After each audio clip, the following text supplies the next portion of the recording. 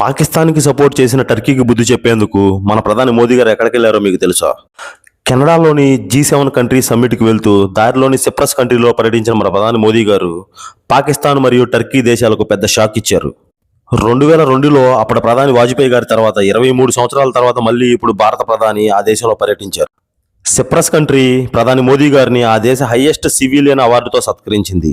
అయితే ఆపరేషన్ సింధూర్ టైంలో పాకిస్తాన్కి Turkey weapons, drones and battle ships అందించింది. అండ్ కాశ్మీర్ విషయంలో టర్కీ భారత్కు వ్యతిరేకంగా వ్యవహరిస్తోంది. అందుకే భారత్ ఇప్పుడు టర్కీ వీక్నెస్ పైన దృష్టి పెట్టింది.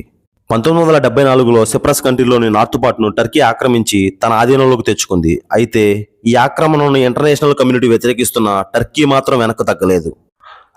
దాంతో సిప్రస్ అండ్ నార్త్ సిప్రస్ మధ్య కొంత బఫర్ జోన్ ఏర్పాటు చేశారు. ఈ బఫర్ జోన్ దగ్గరకే ఇప్పుడు మన ప్రధాని మోదీ గారు వెళ్లారు. అలా సిప్రస్ కంట్రీకి ఇండైరెక్ట్ సపోర్ట్ ప్రకటించి టర్కీకి future planning and silent warning ఇచ్చిందని ఎక్స్పర్ట్ చెప్తున్నారు.